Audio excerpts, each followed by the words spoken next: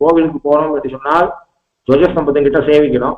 ரொம்ப வயசாகிட்டு முடியல, சேவிக்க முடியலன்னு சொன்னா கூட கையை கூப்பிண்டு அந்த இடத்துல ஆச்சாரியா பரம்பரை குரு பரம்பரானுசந்தானம் பண்ணணும். துவஜஸ்தம்பத்தின் கிட்ட சேவிச்சு குரு பரம்பரானுசந்தானம் பண்ணணும். முடியாதவா கூட வயசானவா எனக்கு வயசானவா கூட சேவிக்க முடியாட்டா கூட அந்த துவஜஸ்தம்பத்தின் கிட்ட இப்படி ஒரு மாதிரி கையை கூப்பிட்டு ஆச்சாரியன் தனியை சொல்லுவான்.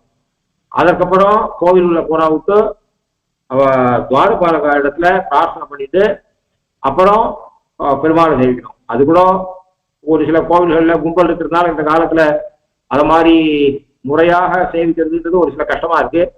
ரொம்ப கும்பல் இருக்கிற கோவில்ல இத இன்னைக்கு இருக்கிற சூழ்நிலையில இந்த அனுஷ்டானத்தை பண்றது கொஞ்சம் கஷ்டமா தான் இருக்கு. எந்த கோவில்ல எந்த சந்நிதியில கும்பல் குறைவா இருக்கோ அதை முதல்ல சேவிச்சுக்க வேண்டி வருது.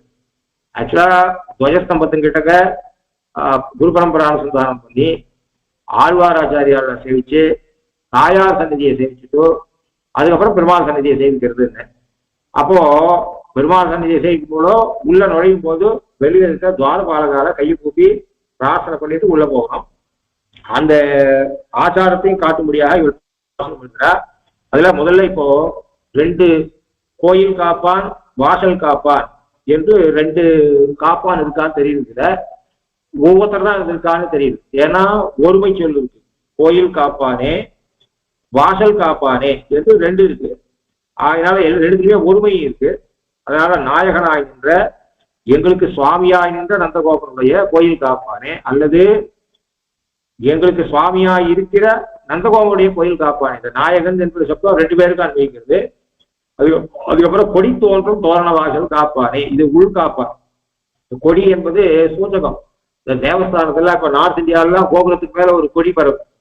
அது பகவத் சந்நிதி என்பதை தூரேந்து இருக்கிறதுக்கே காட்ட முடியுது.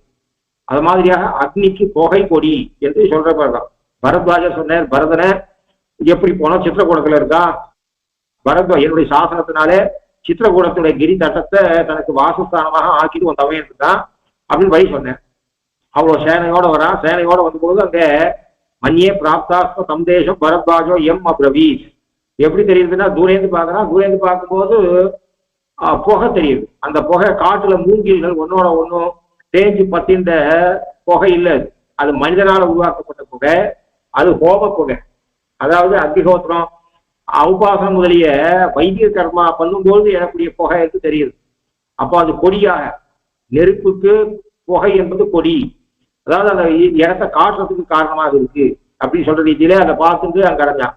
மாதிரி இந்த கொடி என்பது ஒரு அரசர்கள் பகவான் இருந்த இடத்துல மேல அந்த கொடி தோரணம்னே பேர், அந்த இடத்துக்கே தோரணம். ஆகையினால கொடி தோன்றும்